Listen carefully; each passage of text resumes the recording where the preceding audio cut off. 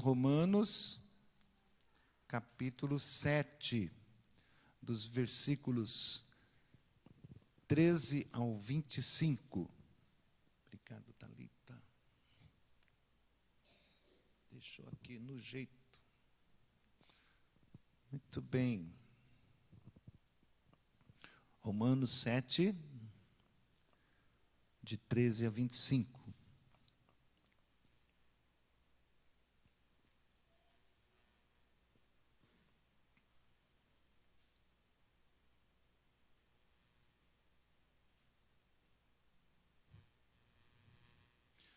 Vamos fazer a leitura, então, da palavra de Deus. Acaso o bom se tornou em morte? De modo nenhum. Pelo contrário, o pecado, para revelar-se como pecado, por intermédio de uma coisa boa, causou-me a morte, a fim de que eu, pelo mandamento, se mostrasse sobremaneira maligno. Vou voltar aqui na vírgula. A fim de que, pelo mandamento, se mostrasse sobremaneira maligno.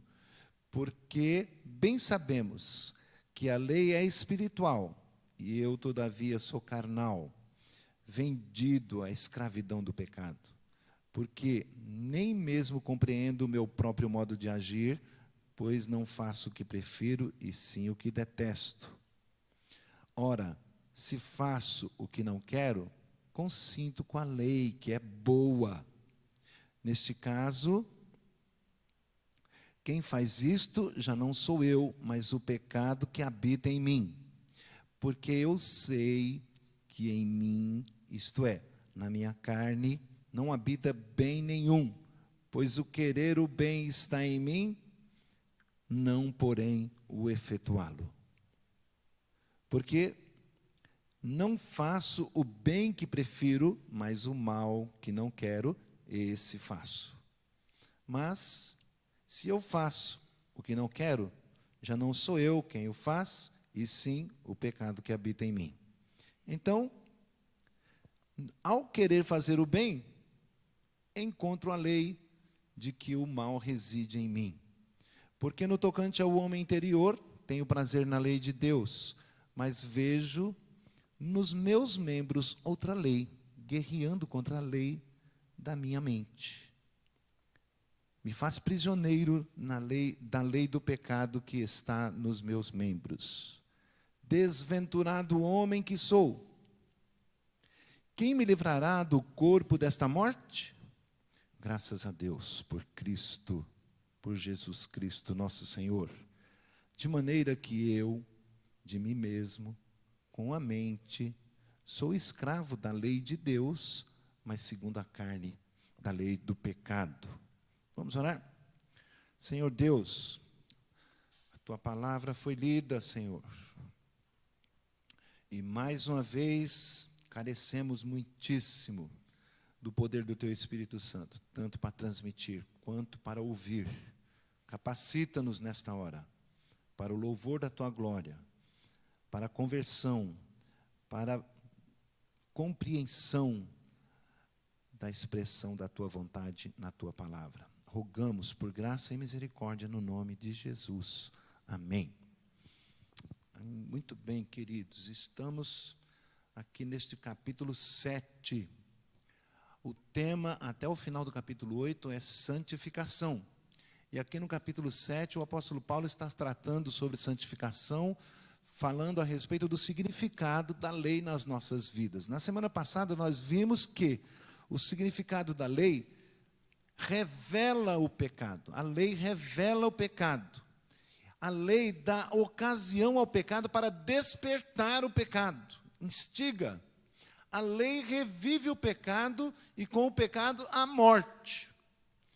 Então o apóstolo Paulo, na sua maneira de comunicar-se, criou um personagenzinho que fica fazendo pergunta. Ah, é? Então, quer dizer que, é? Aí faz perguntas. A pergunta da vez agora está aí no versículo 13. O que diz o personagenzinho? Diz que é um judeuzinho fazendo pergunta, mas pode ser qualquer ser humano, ao se posicionar diante da palavra, fica fazendo inquisições, inquirimentos, perguntas. Então o apóstolo Paulo cria esse personagem que antecipa a pergunta. Já sei o que você vai perguntar. Né? Faz uma diatribes, um diálogo com um personagem imaginário. Acaso o bom se tornou morte? O que ele está perguntando? O bom que ele está falando é a lei, porque a conclusão a respeito da lei, qual é o significado da lei? É que a lei é boa. A lei é boa.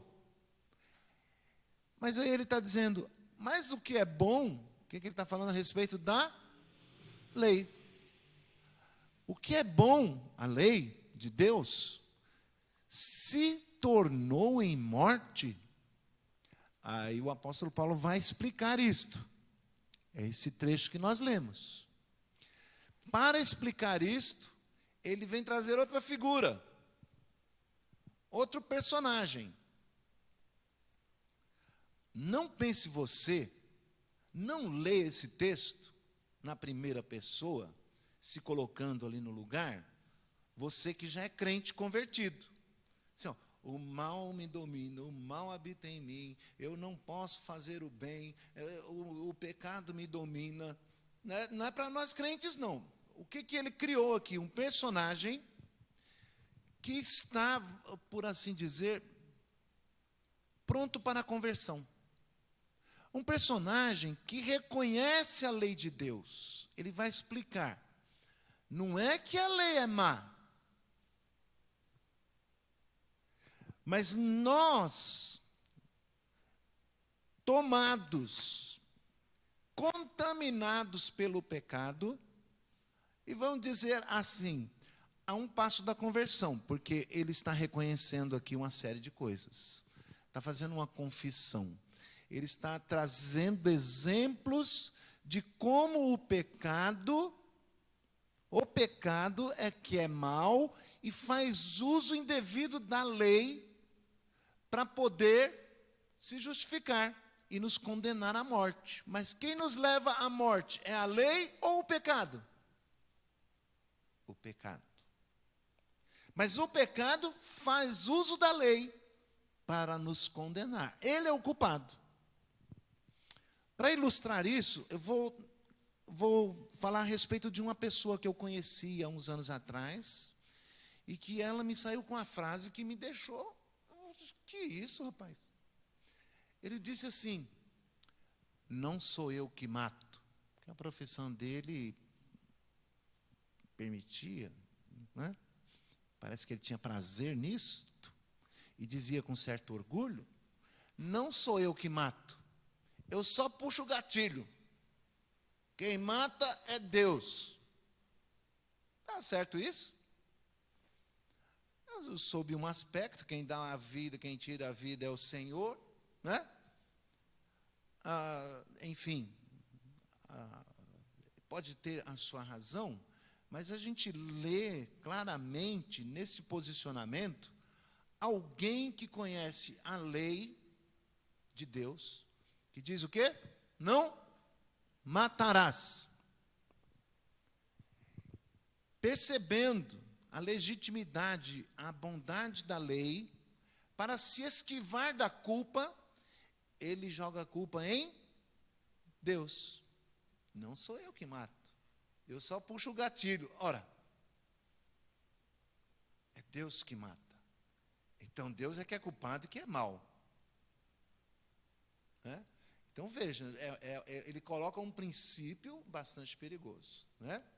Muito embora a gente nós saibamos da soberania de Deus em todas as coisas, mas o Senhor nos dá a responsabilidade. Ele tem sim a responsabilidade de puxar ou não o gatilho, é dele. Deus pode até usar a maldade do coração dele para punir outro mal, outro maligno, não é? Mas é isto que a lei faz. A lei do pecado, a lei que nos conduzia.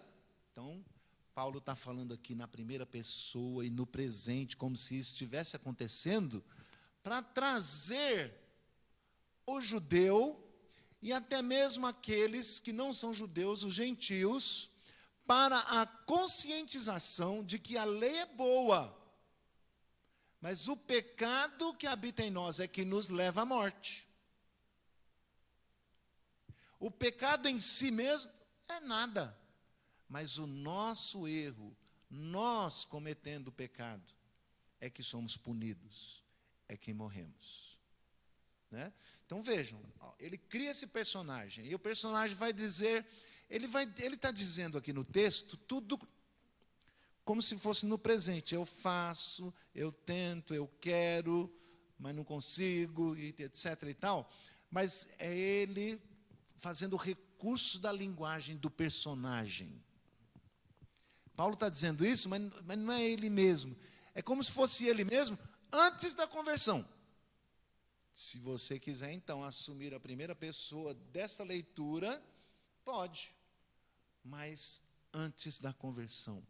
Mas quero adiantar, spoiler da conclusão. Antes da conversão, mas em vias de se converter.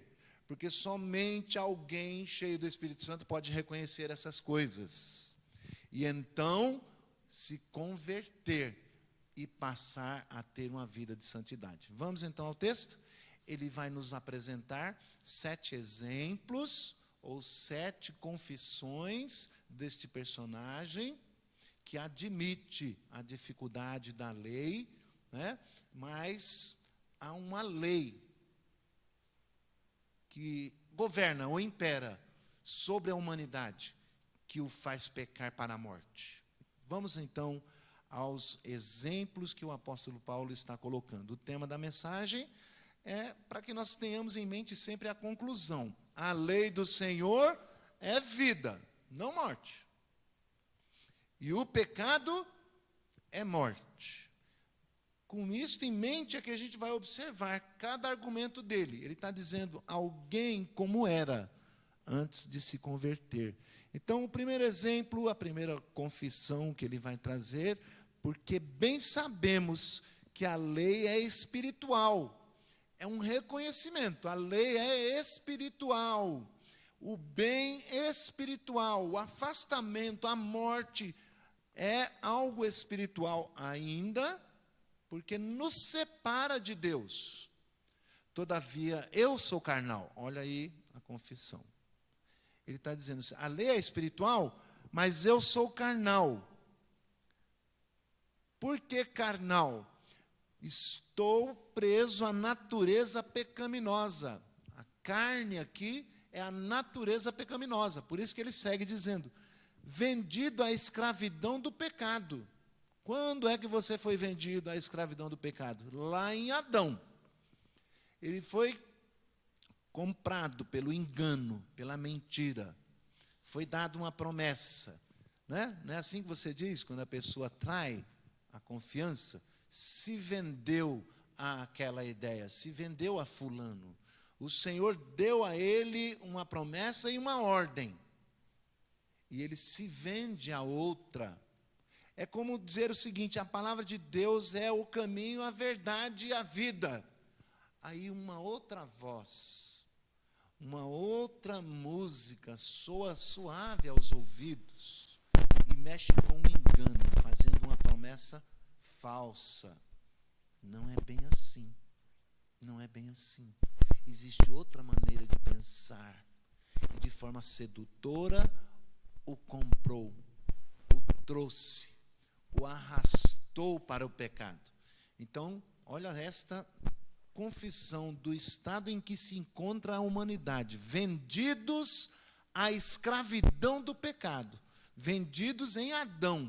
Todos nós estamos debaixo desta lei. O pecado, portanto, é quem imprime sobre nós uma lei do pecado, da maldade e da morte.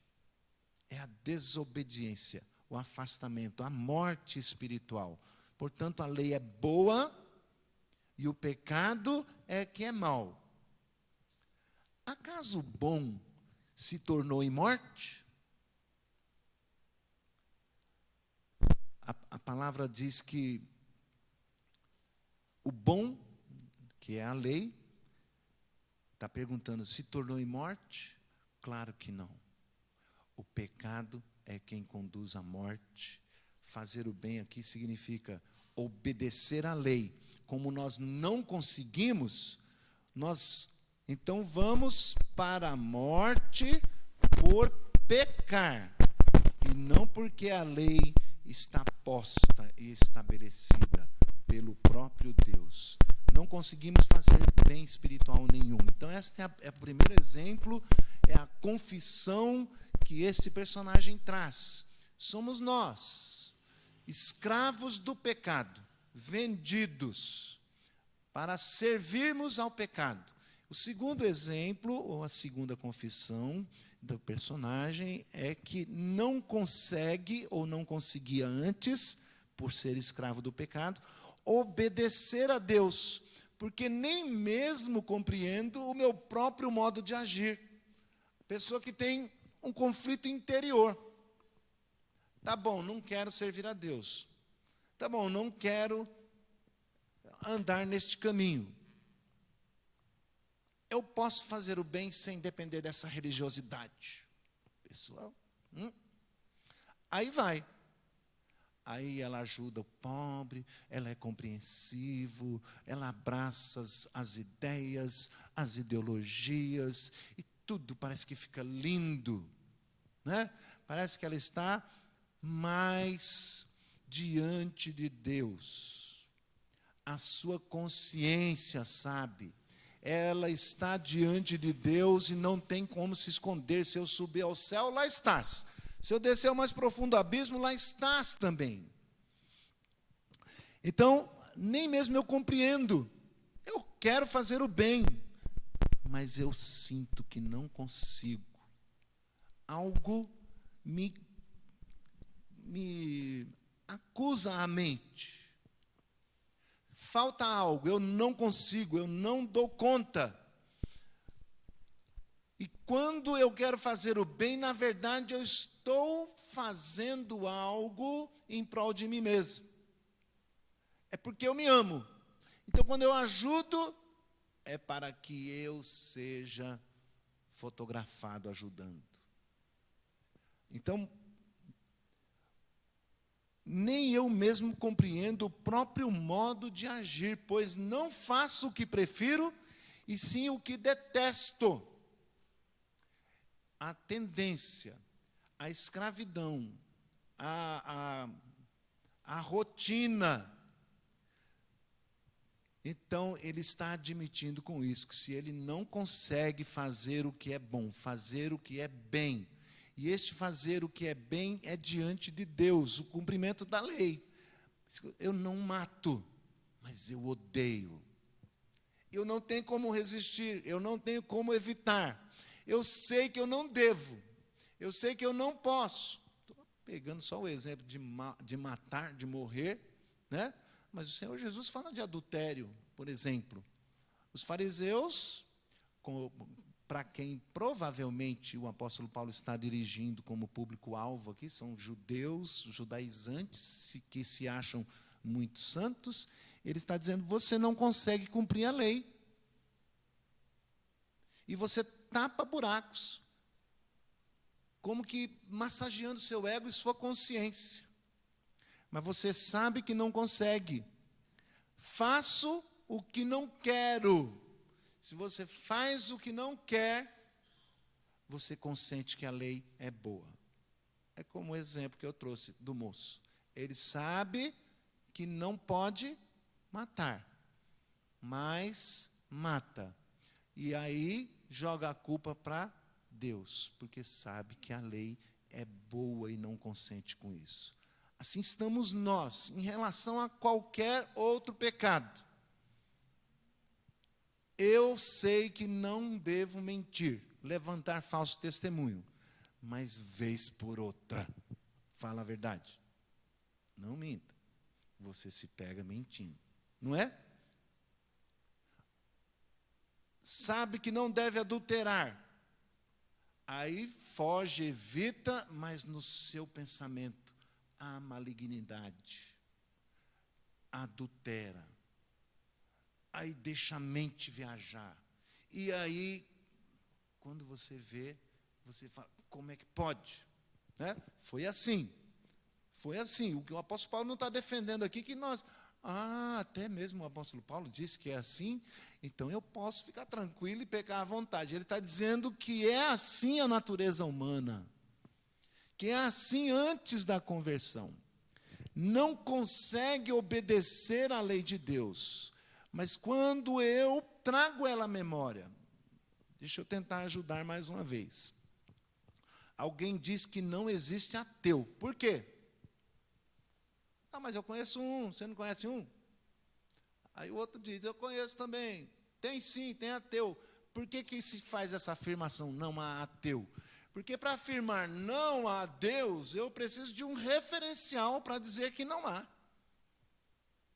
Filosofei pesado? Para ter esse referencial, eu estou admitindo a existência dele. E preciso, então, negá-lo. Então, não há ateu, mas negacionismo. É negar o evidente.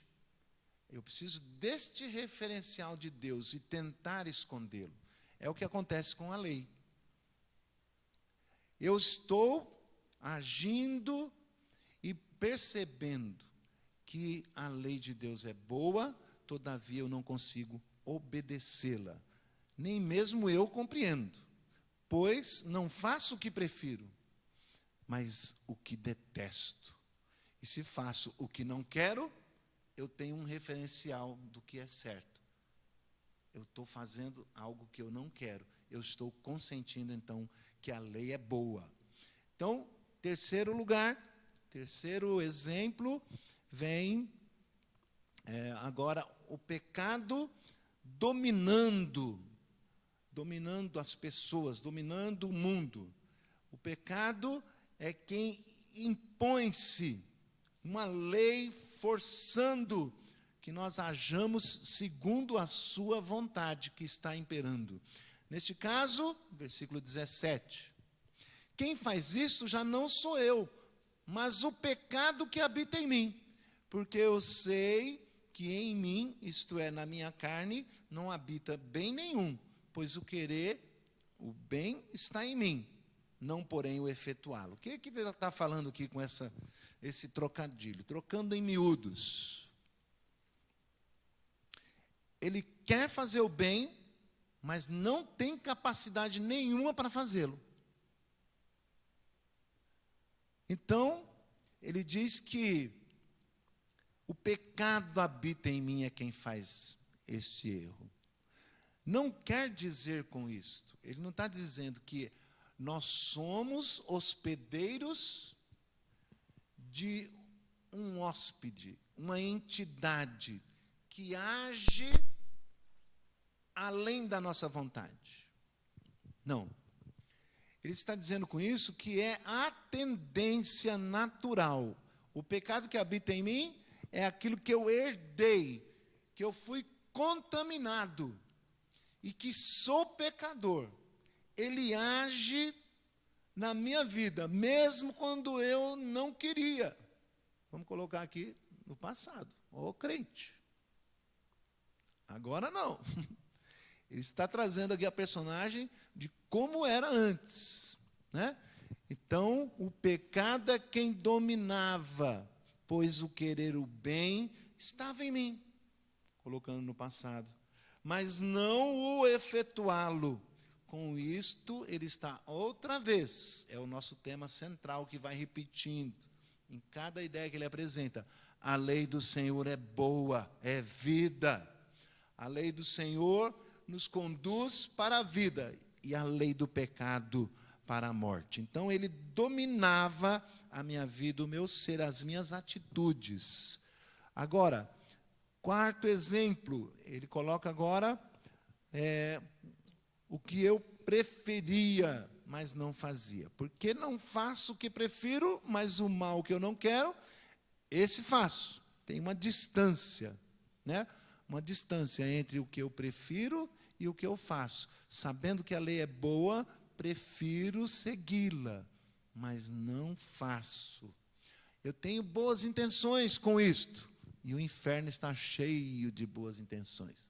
Não que lá tenha coisas boas e boas intenções, eu digo, pessoas que estavam bem intencionadas, mas o seu agir e o seu executar nunca foi bom e o conduziu ao inferno, né? Então, eu não faço o que prefiro, mas o mal que eu não quero, esse eu faço. Mas se eu não faço o que quero, já não sou eu quem faz, mas o pecado que habita em mim. É uma confirmação da confissão anterior. O pecado que habita em mim, a contaminação que domina, que vai fazendo de fato, não aquilo que eu concorde com a lei, mas contra até mesmo aquilo que eu acho que é certo, mas vou fazendo o que é errado. A lei do mal vencia, versículo 21. Ao querer fazer o bem, encontro a lei de que o mal reside em mim. Então, toda vez que eu tentava fazer o bem, ou seja, obedecer a Deus, obedecer à lei, andar na sua presença, um poder maior me impedia. Talvez a gente tenha feito antes alguns compromissos com Deus, a gente tenha colocado como meta, eu vou para a igreja, eu vou servir ao Senhor, eu vou me converter, mas sempre o pecado vencendo e sempre nos afastando e a gente não conseguindo cumprir. É um estágio, é uma época, né? O que este personagem está fazendo é uma confissão. Era assim. Aí, a outra, a mente estava cauterizada. Note aí o que ele está dizendo, versículo 22 e 23. No tocante ao homem interior, ele está se referindo à consciência. Aquilo que ele pensa, às suas decisões, ao seu conhecimento. Tem prazer na lei de Deus. Talvez alguns ainda não reconheçam. Por isso que eu disse, este homem, este personagem, é antes da conversão, mas em vias de se converter. Porque há um estágio lá no mundão que, na verdade, não há prazer nas coisas de Deus, né? Nós podemos ver no mundo do direito. Cadê a Isabela? A Isabela quer fazer direito aí, né? No mundo do direito, eles vão tirar da onde os princípios de bondade, de legalidade, de justiça. Pasmem, os senhores e as senhoras, é da própria Escritura, é da palavra de Deus. Há uma admiração não de hoje, né? Mesmo quando se reporta ao Código de Hammurabi, segundo a história, precede a Moisés, mas Moisés, com os 10 mandamentos e com os escritos bíblicos, populariza ou propaga pelo mundo. Aí o Código de Hammurabi quase ninguém nem ouviu falar. Já ouviram falar? Alguns poucos, talvez, né? Mas a lei de Moisés é conhecida em toda a terra. Ela é usada como apoio para o direito, para a justiça, né? E então, até mesmo no Código Romano, a gente vê princípios da lei de Deus, não só da que está impressa. Notem o que Paulo falou no começo da carta, que o Senhor revela também a sua lei na consciência do homem. Ele, quando nos criou, colocou em nós este senso. A lei de Deus está impressa na consciência. Então, no tocante ao homem interior, que Deus se revela também na consciência, ele conhece, ele aprova, ele tem prazer. Mas quanto ao fazer, quanto ao executar, ele retrata assim no versículo 23, mas vejo nos meus membros, nas minhas ações, nas minhas atitudes, o que acontecia na prática é que outra lei, que lei? A lei do pecado, fazia guerra contra a minha mente, contra a lei que estava impressa na minha mente pelo Criador, a lei de Deus, revelada na consciência. Mas outra lei fazia guerra, um turbilhão, a lei do pecado. Não seja tolo, bobinho, inocente. O que importa é levar vantagem em tudo. Não seja tolo. O importante é se dar bem. Vive a vida, aproveita. A vida é uma só e é curta. Aproveita, né? Um turbilhão, uma guerra de palavras. Aqui o apóstolo Paulo está dizendo uma guerra de lei. A lei do Senhor falando, nos orientando, nos chamando, nos mostrando o caminho, e a lei do pecado dizendo, não é isso, fazendo guerra contra a lei do Senhor. Quem vencia sempre? A lei do pecado. A lei do pecado me faz prisioneiro da lei do pecado que está nos meus membros. É a tendência, é o agir natural de todos nós antes da conversão. E aí, por último, a sétima, era impossível servir a dois senhores. Ficava então diante de duas leis. Vamos para o versículo 25, na sua parte B. Depois a gente volta ao começo do versículo. É a última confissão, o último exemplo que ele traz de como o homem é dominado pelo pecado antes da conversão. De maneira que eu, de mim mesmo, com a mente, sou escravo da lei de Deus. Por que escravo da lei de Deus? Porque nós não temos como escapar dela. O Senhor está o tempo todo se revelando, mostrando. A consciência, a gente chama assim popularmente, a consciência está acusando. Quem que é a consciência acusando? É Deus que imprimiu na nossa mente a sua lei, dizendo o que é certo, o que é errado, o que deve ser feito.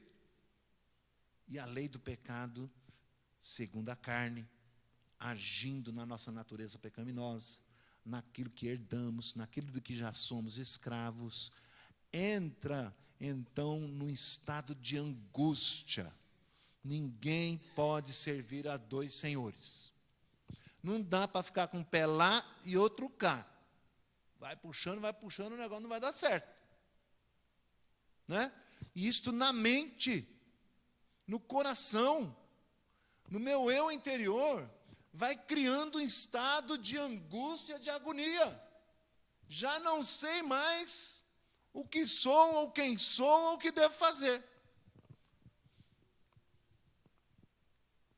O Senhor Jesus disse que esse estado de mornidão é melhor tomar uma decisão. Ou frio ou quente. Às vezes a gente dá um basta. Aquele velho homem lá atrás, sem aguentar essa agonia, assume uma postura, sabe como? Falar de alguém que eu conheço. Não sei se no corpo ou fora dele. Assume a postura de que não há Deus e fui viver a vida no mundão. Achando que lá ia ter paz. Mas nem lá, procurando se afastar, se esconder de Deus, fugindo dele, ele não me entregou. Me incomodava constantemente. Está certo isso? Foi para isso que eu te criei. Foi para isso que eu te chamei. E chamando, e tocando. A figura do apóstolo Paulo. Outra vez nós falamos de manhã na escola dominical, relembrando para quem estava. Aliás, senti falta de muita gente. Aí, o apóstolo Paulo fala de um touro brabo em que Deus estava lhe dando aguilhoadas para amansá-lo. Não é? Então, mesmo quando se toma essa decisão, há um povo, há alguns, a quem Deus escolheu desde antes da fundação do mundo, que aprouve ao Senhor não os entregar à lei da escravidão do pecado. O Senhor os incomoda, os insta, os instiga, os chama, até que eles voltem a si. Eles tomam a decisão de servir a este Senhor, para ver se encontra paz. Mas não há paz. Aí ele tenta cobrir, tapar a consciência, tapar o coração. Aqui está bom demais, não me tira daqui não, né? E sai, e pula, e canta, e dança, e acha bom, e chafurda para lá, e chafurda para cá, como o porco que voltou ao lamaçal. E o Senhor na consciência, na mente, chamando, escravo da lei de Deus, esses abençoados, a quem o Senhor não entregou. E outra lei é a lei da carne, arrastando, guerreando, puxando. Não dá para ficar nos dois caminhos. Vai crescendo a angústia, o vazio existencial, não tem sentido as coisas. A incapacidade de agradar a um e a outro. Ninguém pode agradar dois senhores, concorda? Este é o estado de um pecador. Agora, voltando, o apóstolo Paulo como que saindo do personagem, ele leva o personagem, ou neste diálogo, né? Que interessante, a maneira que ele se comunica é muito interessante. Ele traz esse personagem com todas essas angústias, e aí faz essa exclamação.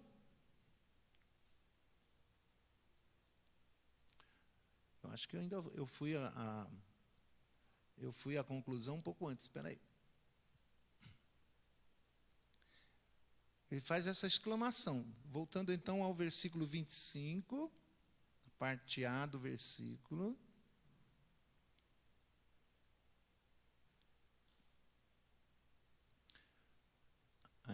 Ainda não o 25. Espera aí que eu não anotei aqui, espera um pouco. Muito bem, nesse estado de angústia, no versículo 24, ele vai dizer: desventurado homem que sou. A palavra desventurado, sem alegria, sem felicidade, sem ventura, sem fortuna, é um miserável. Uma expressão aqui, que poderia ser também a tradução, é miserável homem que sou. Não tenho paz nem num jeito nem em outro. Estou perdido, não sei para onde ir nem o que fazer. A lei do Senhor é vida, mas a do pecado é morte. Mas eu não consigo servir a lei do Senhor, não consigo ter paz na lei que me leva à morte. Quando ele relembra todas essas coisas, o homem precisa reconhecer a sua impossibilidade, a sua inabilidade para fazer o que é bom, para ter paz na presença do Senhor. Este homem implode interiormente um grito: miserável homem que sou, desventurado. Qual é o sentido dessa vida? Né? Então, ele está dizendo com isso: estou morto pelo pecado, que usou a lei para me condenar, mas eu não consigo cumprir a lei. Quem me livrará o corpo dessa morte? É a pergunta que não quer calar. Ele faz este grito, essa pergunta é como um grito de socorro. Por isso que eu disse, o personagem que o apóstolo Paulo cria aqui é alguém antes da conversão, mas que o Espírito Santo o levou a esta reflexão, a ponto de fazer este clamor da alma: quem livrará o meu corpo da morte? Quem pode me ajudar? A resposta está na parte A do versículo 25, que diz o quê? Graças a Deus. Aleluia. Bendito seja. Graças a Deus pelo Senhor Jesus Cristo, que foi enviado providencialmente e cumpriu a lei com exatidão no meu lugar. À risca, sem cometer nenhuma falha. Ele, assim como Adão, que nos representou e nos vendeu a lei do pecado, nos fez escravos dela, o Senhor Jesus Cristo nos compra, não com ouro, nem com prata, mas com sangue precioso derramado na cruz, para que então nós pudéssemos, sendo legitimamente representados, ser comprados de volta para Ele. Aí quando olhamos agora, o que dizemos a respeito de todas essas coisas? Continuamos escravos do pecado? Não, Ele nos libertou. Continuamos condenados à morte por causa do pecado que usa da lei para nos matar? Não, porque Jesus recebeu a condenação no nosso lugar.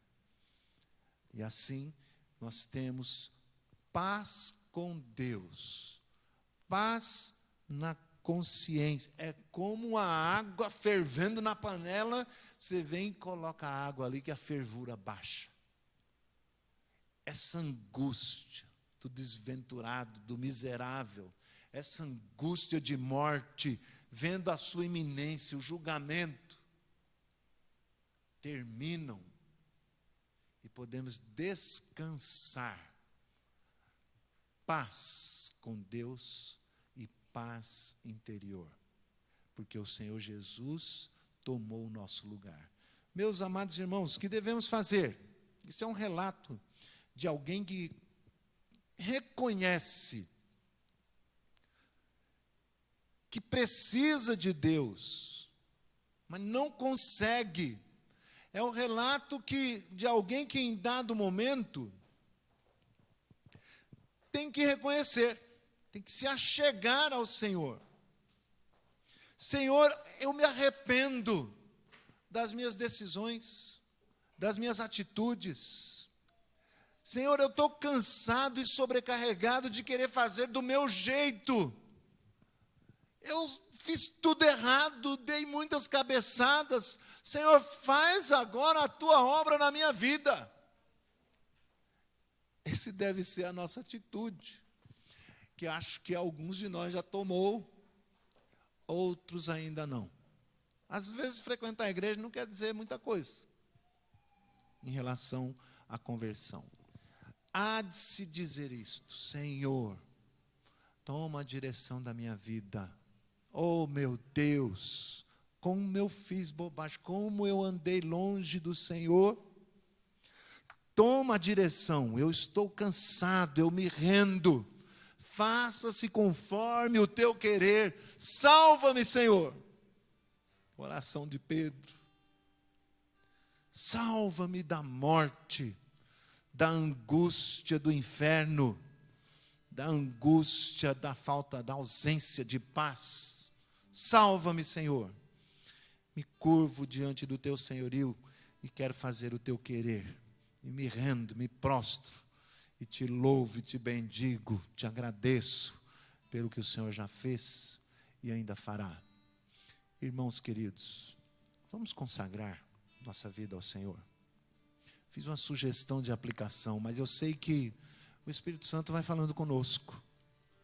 Que o Senhor esteja tocando agora os devidos corações, aqueles que precisam, aquele que já tem plena convicção e certeza e confiança da sua salvação, da sua conversão em Jesus Cristo, esteja intercedendo por aqueles que ainda não descobriram. Mas eu quero crer que o Senhor também escolheu muitos dos meus familiares, os meus filhos, as minhas filhas, Alcança eles, Senhor Deus. Estão perdidos, atraídos pelo mundo, pelo pecado, achando que aquilo é bom. Mas não deixe.